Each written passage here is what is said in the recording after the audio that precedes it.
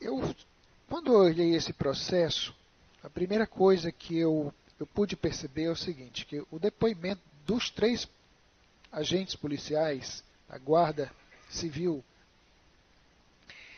eles, na verdade, é uma cópia uma da outra.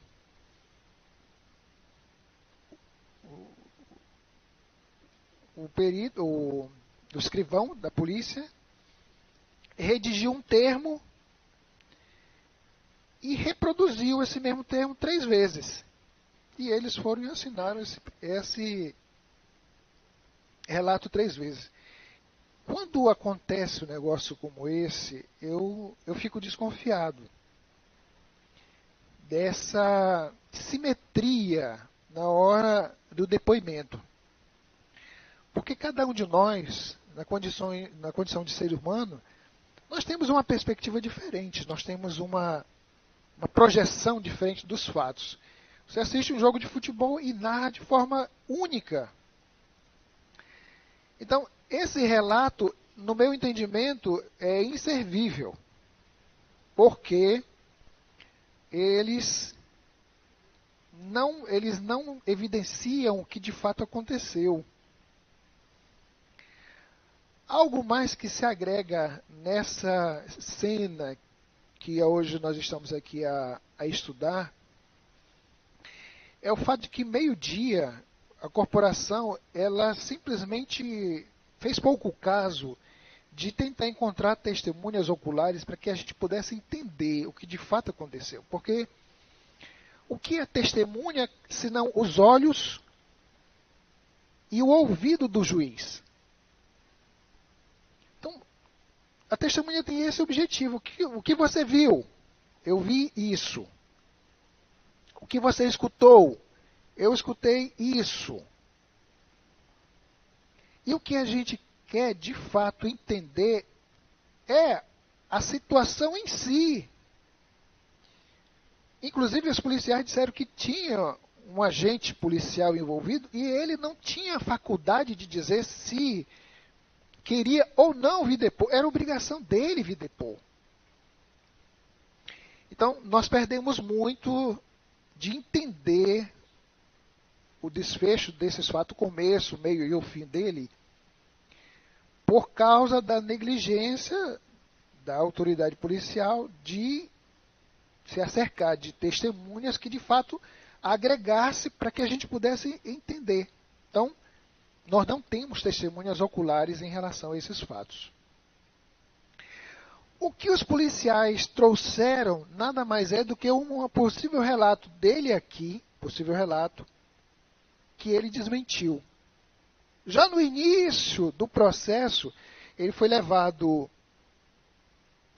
perante o juiz de direito na audiência de custódia, 24 horas depois.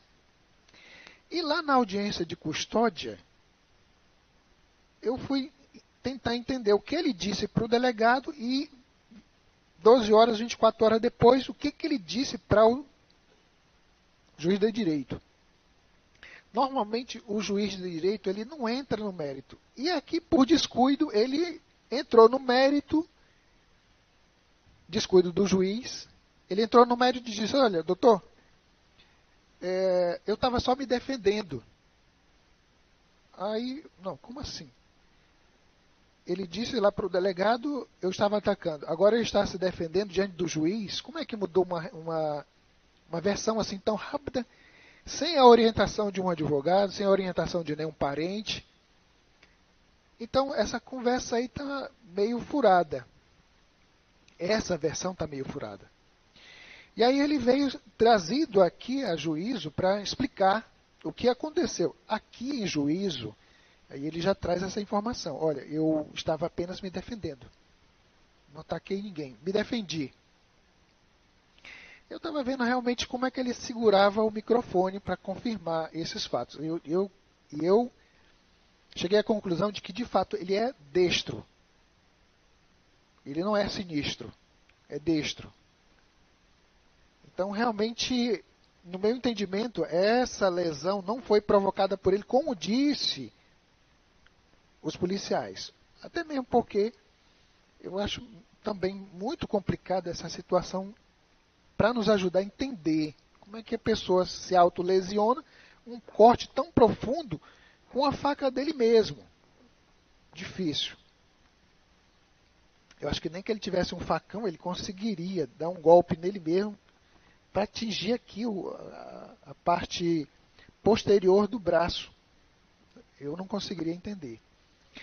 Então, já que nós não temos testemunhas oculares e as testemunhas que vieram depois são viciadas, uma vez que o depoimento delas nada mais é do que uma cópia, e aí eu não sei quem foi que de fato viu ou como relatou desses três e se de fato foi aquilo mesmo. Só restou duas coisas. Primeiro, o depoimento dele e o laudo pericial, para que a gente pudesse tentar entender o que de fato aconteceu. E isso que o promotor de justiça percebeu foi exatamente a minha impressão. Os tipos de lesões. E nenhuma dessas lesões atingiu um órgão interno. Ou seja, olha, as lesões que ocorreram e estão descritas aqui no laudo são cervical esquerda, peitoral direita, peitoral esquerda, tórax abdominal esquerda, antecubital esquerda, deltoide esquerda, deltoide direita, antecubital direita, antebraço, coxa e pernas. Ou seja, as lesões, salvo a cervical, todas as demais foram nos braços. E não tem nem lesão nas mãos. Isso significa que a mão do rapaz ou estava assim, ou estava com algum instrumento na mão. Não tem lesões na mão dele. Tem lesões na parte cubital, né? Peitoral, duas na peitoral, torácico abdominal, antecubital, aqui é o antecubital, né? Deltoide, aqui essa região aqui é o deltoide, antecubital direita,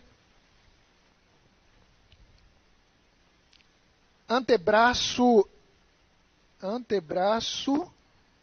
direito. É esse aqui, antebraço direito, coxa e perna. Nenhuma dessas lesões causou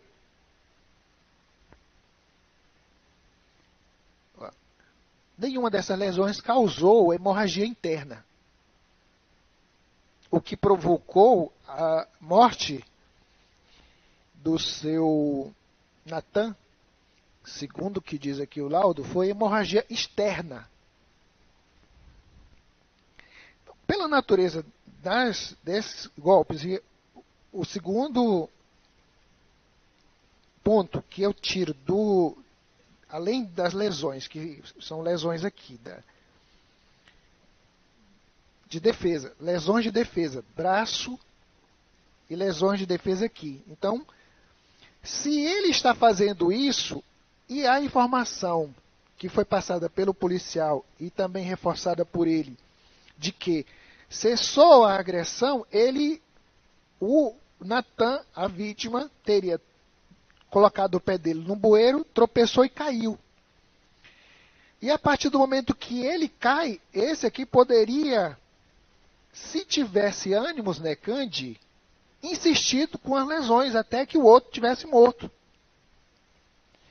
Mas os policiais, quando vieram depor, tanto aqui quanto lá em juízo, eles afirmaram que o ofendido, o Natan, teria se deslocado em um determinado espaço de distanciamento, mas teria permanecido vivo. Até porque as lesões nas pernas e nos braços, não dá para matar uma pessoa imediatamente.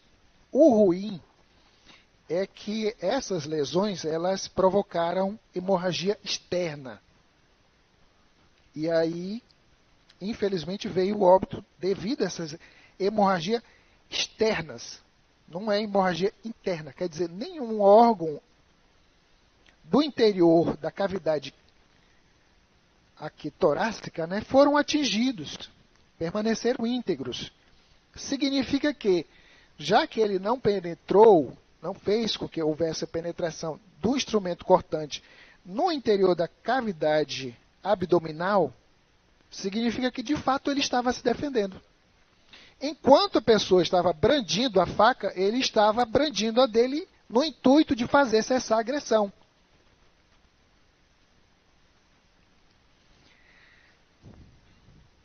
Para além do depoimento do acusado aqui presente, resta apenas o laudo. Eu não pude perceber nenhuma outra informação que pudesse corroborar a tese de vingança. Tem, aqui nos autos foi trazida uma informação sobre o óbito de uma pessoa, que foi o senhor Nelson. Deixa eu ver aqui o nome dessa pessoa que morreu. Nelson Santos da Fonseca, que teria sido morto no dia 25 de setembro do ano de 2016, com 50 anos de idade, estava na frente da sua residência, ocasião em que um indivíduo desconhecido, conhecido como Roqueiro, que é esse mesmo aí, o apelido dele, o que veio a falecer, tá? O Roqueiro. O Roqueiro chegou por trás da vítima, igualzinho como ele está dizendo que aconteceu com ele, que foi pego de surpresa. Chegou por trás da vítima e deu 2 pauladas na cabeça. Os motivos do desentendimento anterior, por causa de um cano de água. Após o fato, o acusado fugiu e a vítima socorrida e conduzida ao pronto-socorro municipal.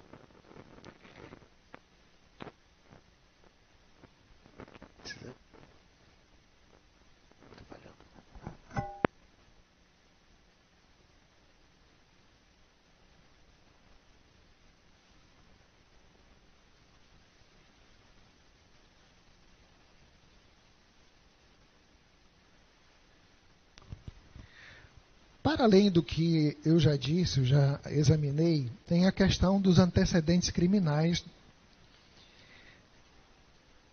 do assistido aqui da Defensoria Pública. Ele não tem nenhum outro crime, nenhum outro processo em seu desfavor. Quando a gente vai fazer a defesa de uma pessoa, eu fico analisando as atitudes da pessoa, quando a postura dela. Então, o que eu pude perceber, e eu tenho a impressão que as mulheres são mais, elas sentem mais tem uma sensibilidade maior pela forma como a pessoa se expressa, as palavras que ela usa, o tom das palavras.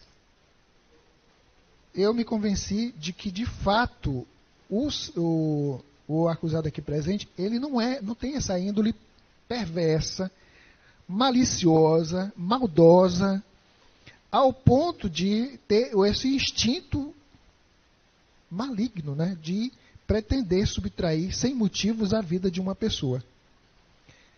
Eu fui tentar conversar com ele para entender essas lesões que tinha no braço dele. E aí, quando eu entrei lá no recinto onde as pessoas ficam lá aguardando, né, as testemunhas, o acusado, ele estava lá prostrado de joelho e fazendo uma oração e chorando.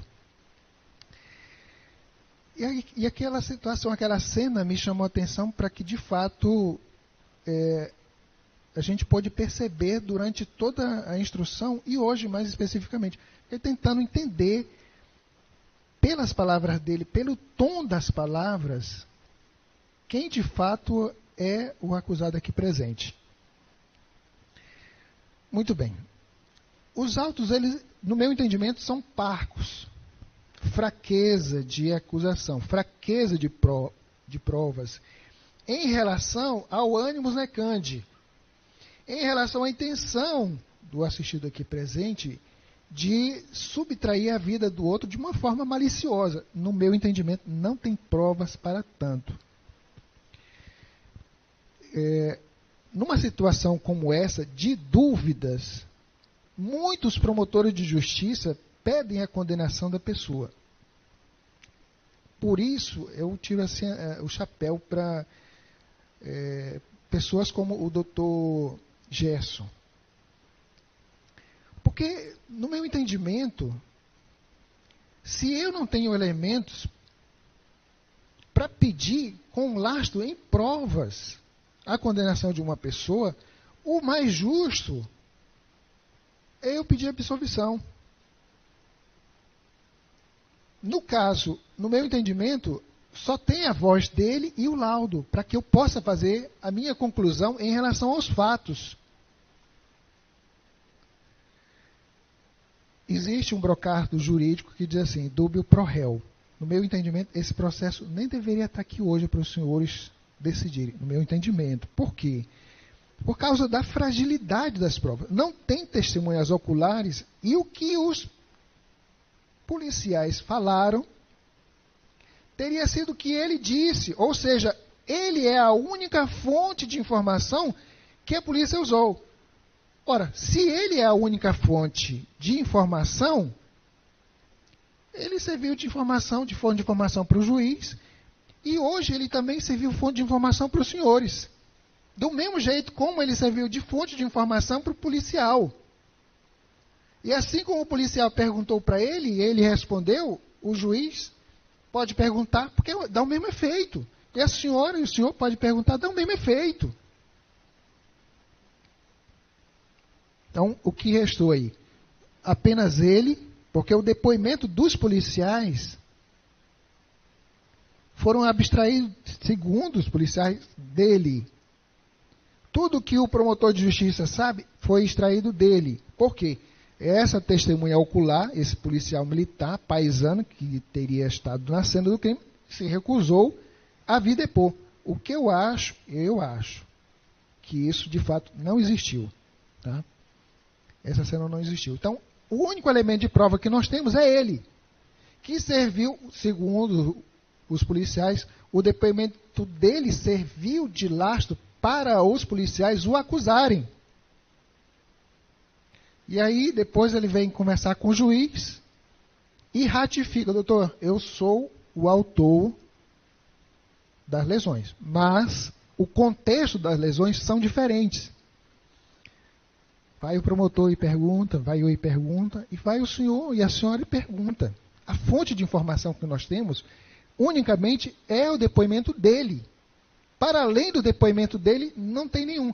Aí, imagine aí, se ele disse alguma coisa na delegacia de polícia, essas mesmas coisas, elas precisam vir chanceladas durante a fase de instrução processual. Eu acho isso um absurdo, uma ilegalidade, uma injustiça, uma atrocidade, assim, alguma coisa dantesca. A nossa lei, no ano de 2020, teve uma lei que a gente chama de lei anticrime.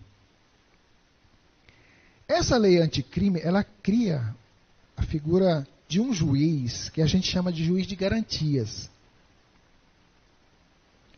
Qual é a finalidade do juiz de garantias? Conduzir uma instrução inquisitorial, policial. O delegado de polícia, ele conversa com um juiz chamado juiz de garantias. Nem os policiais, nem as testemunhas que o delegado de polícia ouviu, o depoimento dessas pessoas que o delegado ouviu, elas não chegam ao conhecimento do juiz de direito.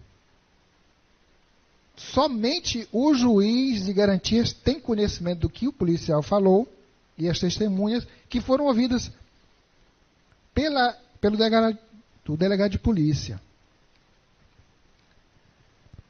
O que isso faz repercutir na esfera do direito aqui na seara penal? É o seguinte: a fase inquisitorial não existe a ampla defesa e nem o contraditório.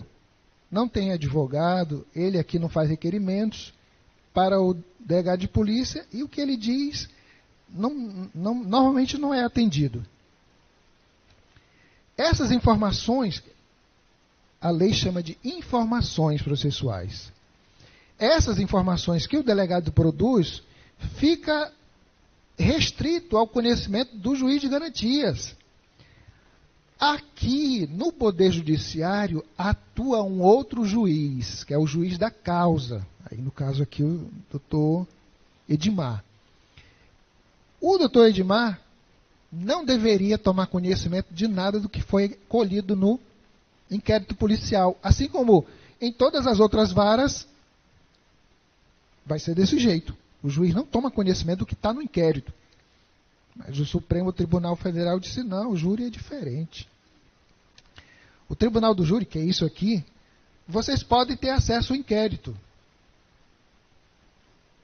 O ruim disso, sabe o que é o ruim? De as peças do inquérito vir para cá? É porque, nesse caso, o promotor de justiça, ele não vai fazer uma convicção. Ele já tem uma verdade pronta, e essa verdade pronta, ele vai compelir as testemunhas a confirmarem aquilo que ele já botou na cabeça dele. E é muito triste a gente ver cenas de alguns representantes do Ministério Público, quando a testemunha vem depor, e aí a pessoa toma conhecimento do que houve no processo, e aí a pessoa muda um pouquinho o depoimento dela. Diz, olha, aqui está dizendo que o senhor acusou a Maria. Mas não foi a Maria. E por que o senhor disse para o delegado que foi a Maria? Porque o irmão da Maria me disse que eu tinha que dizer que foi a Maria. E o delegado de polícia me obrigou a dizer que tinha que ser a Maria. Ora, mas se o senhor está mudando o seu depoimento, o senhor está dando falso testemunho, eu vou mandar ele prender por causa do crime de falso testemunho. Eu mudaria meu testemunho. Mas tem gente que tem vontade de fazer justiça. E a pessoa, algumas vezes, não arreda o pé. Pode mandar prender. Eu vou continuar insistindo com esse depoimento. Ou seja, se o órgão do Ministério Público não tem conhecimento dessas informações que perpassaram primeiro lá por aquele outro delegado de polícia, ele não tem uma versão verdadeira na cabeça dele que ele inventou e agora ele vai ter que obrigar as pessoas a dizerem naquele jeito. Então, aqui na instrução processual judicial, é para que você forme a prova e não apenas elementos de convicção que são dispostas lá no inquérito policial. O inquérito não produz provas. O inquérito produz elementos de informação, jamais provas. As provas são feitas aqui. Durante a instrução processual, não foi trazida as provas necessárias para evidenciar a culpabilidade dele. Porque o que teria sido dito foi o que ele teria falado para os agentes policiais. E esses agentes policiais tomaram ele como elemento de prova contra ele. Mas hoje ele está dizendo, não, isso não é verdade. Eu fui coagido. Uma certa vez, e isso aconteceu aqui na primeira vara, uma pessoa ficou presa, eu não sei quanto tempo foi. Porque uma mulher reconheceu o acusado como sendo o autor de um crime. E aí, durante a audiência, apareceu o verdadeiro autor e disse, olha, vocês estão acusando a pessoa errada.